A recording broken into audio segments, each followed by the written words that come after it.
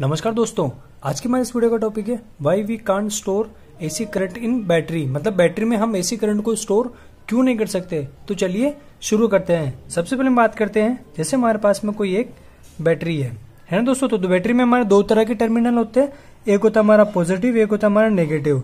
तो सबसे पहले हम बात करते हैं कि हमारे करंट कितने प्रकार के होते हैं। तो करंट के बारे में बात करते हैं तो एक होता है हमारा डीसी करंट, एक होता है हमारा एसी करंट। दो तरह के हमारा करंट होते हैं। एसी डीसी करंट में हमारा होता है पॉजिटिव, एक होता है नेगेटिव। और एसी करंट में हमारा होता है एक फेस और एक होता है हमारा न्यूट्रल, है ना दोस्तों। दो तरह के हमारे इसमें टर्मिनल हो गए, है ना। एसी में तो हमारा फेस और न्यूट्रल हो गया, डीसी में हमारे हो गया पॉजिटिव और नेगेटिव। अगर इसमें सप्लाई के बारे में बात करें तो एक होती है हमारी सिंगल फेज सप्लाई, एक होती है हमारी three phase supply. AC current के अंदर बात कर रहे हैं, है ना दोस्तों। तो अब हम बात कर लेते हैं कि हम बैटरी में एसी करंट को स्टोर क्यों नहीं कर सकते। तो हम इसलिए नहीं कर सकते क्योंकि एक फ्रीक्वेंसी के बारे में आपको सबसे पहले बारे में बात करते हैं हम कि फ्रीक्वेंसी होती क्या है। फ्रीक्वेंसी इसी के थ्रू ही हम बैटरी में एसी करंट को स्टोर नहीं कर सकते। तो वो किस तरीके से है, तो मैं इसके बारे में आपको बताता हूं। तो मान लो हमारे यहाँ इंडिया में पता है आपको 50 हर्ट्ज की फ्रीक्वेंसी हमारे यहाँ फिक्स है, और दूसरी कंट्री की हम बात कर लेते तो वहां पे 60 हर्ट्ज की फ्रीक्वेंसी होती है। तो फ्रीक्वेंसी को हम हिंदी में क्या कहते हैं, फ्रीक्वेंसी को हम हिंदी में बोलते हैं आवृत्ति। ये जो हर्ट्ज है इसको बोला जाता है यूनिट, मतलब फ्रीक्वेंसी को यूनिट के अंदर मापते हैं। यूनिट को जो यूनिट पे मापते हैं वो यूनिट क्या है, वो है हमारी हर्ट्ज। तो अब हम बात कर लेते हैं, जैसे हम एक छोटा सा एक एग्जाम्पल लेते हैं, है ना।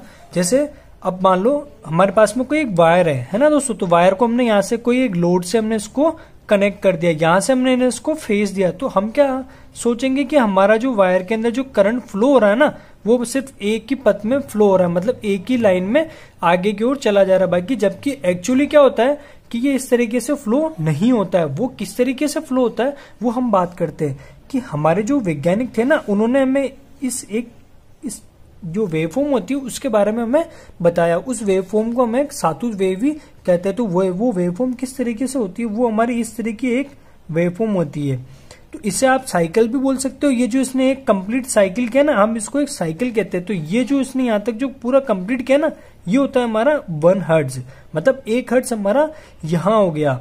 अब जैसे मैं इसको आगे की ओर लेके चलता हूँ ना, तो यहाँ आते पर मेरा होता है 2 हर्ट्ज कंप्लीट, मतलब 2 हर्ट्ज मेरे यहाँ पे आने के बाद में कंप्लीट हो चुके हैं। ऐसे ही करते करते हमारे टोटल कितने हो गए, 50 हर्ट्ज। तो ये हमारे इसका ये होता है ना दोस्तों।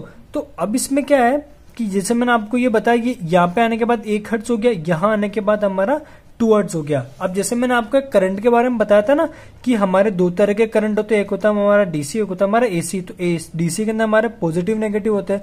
तो अब हम बात करते हैं हमारे एसी में। एसी में क्या है कि एसी के एक फेस में हमारा एक पॉजिटिव भी होता है और एक नेगेटिव भी होता है। दोनों चीजें हमारे एसी के एक फेस के अंदर हमारा होता है ना दोस्तों। तो एसी के एक फेस में हमारा पॉजिटिव भी होता है और एक में हमारा नेगेटिव भी होता है। तो वो किस तरीके से होता है, वो हमारे ये फ्रीक्वेंसी के जो मैंने अभी एक डायग्राम बनाया ना, तो ये इसके अंदर पाया जाए, इसके अंदर होता है। जैसे मान लो मेरी यह वेवफॉर्म यहाँ ऊपर गई, है ना दोस्तों। ऊपर जाने के बाद क्या होगा, यहाँ मेरा पॉजिटिव का 220 वोल्ट होगा, ये हमारा पॉजिटिव होगा, ये हमारा नेगेटिव होगा। जैसे मान लो मैंने इसको फेस दिया, 220 वोल्ट दिए, तो एक टाइम में मेरे 220 वोल्ट पॉजिटिव में रहेंगे, एक टाइम में मेरे 220 जो वोल्ट होंगे ना दोस्तों, तो वो हमारे एक टाइम में नेगेटिव रहेंगे। एक छोटा सा एग्जाम्पल और ले लेते हैं, इससे आपके सारे डाउट क्लियर हो जाएंगे।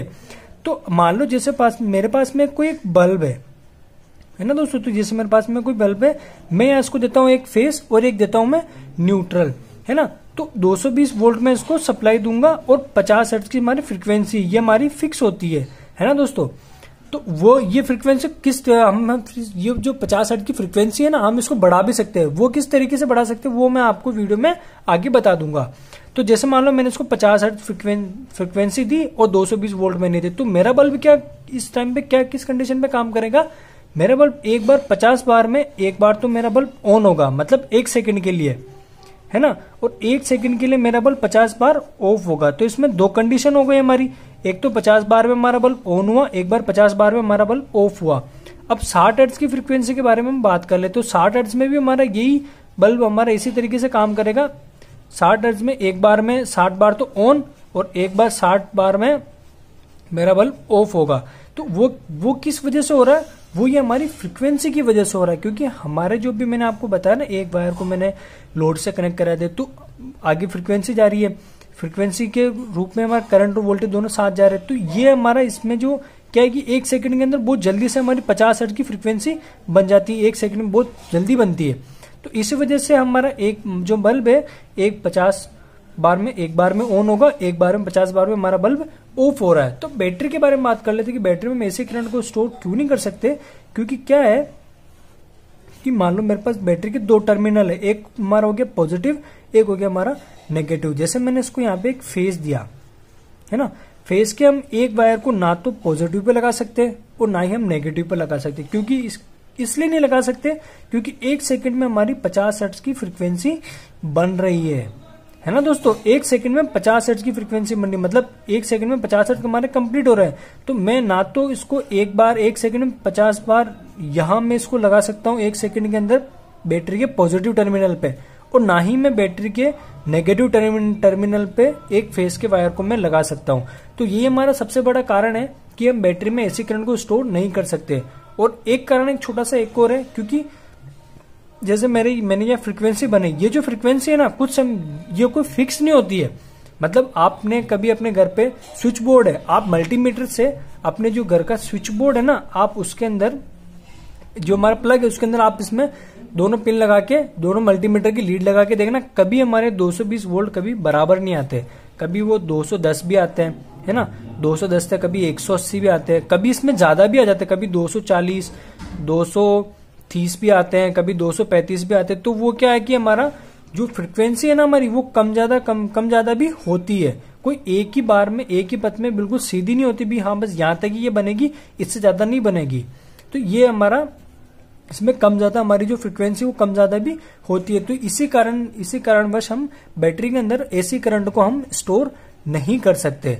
और अभी मैंने आपको जैसे यहाँ बताया कि मैं फेस के एक वायर को मैं ना तो पॉजिटिव पे लगा सकता हूँ ना ही मैं नेगेटिव पे लगा सकता हूँ। क्यों, किस वजह से नहीं लगा सकता, क्योंकि 1 सेकंड में मेरे 50 हर्ट्ज कंप्लीट हो रहा है ना दोस्तों। अब मैंने आपको यहाँ जैसे बताया था कि 50 हर्ट्ज को हम बढ़ा भी सकते हैं। तो बढ़ाने के लिए हम क्या करेंगे, जैसे हमारा एक वीएफडी होता है ना दोस्तों, वीएफडी एक होता है हमारा वेरिएबल फ्रीक्वेंसी ड्राइव। मैं नेक्स्ट वीडियो में आपको इसके बारे में अच्छे से कंप्लीट अच्छी वीडियो लाऊंगा, आप उसको जरूर देखिएगा। तो उम्मीद करता हूं दोस्तों आपको ये वीडियो कैसी लगी। प्लीज मेरे वीडियो को लाइक जरूर करें, कमेंट जरूर करें। अगर आपका इस टॉपिक से प्रति अगर आपका कोई सवाल रह गया हो तो प्लीज मुझे कमेंट बॉक्स में कमेंट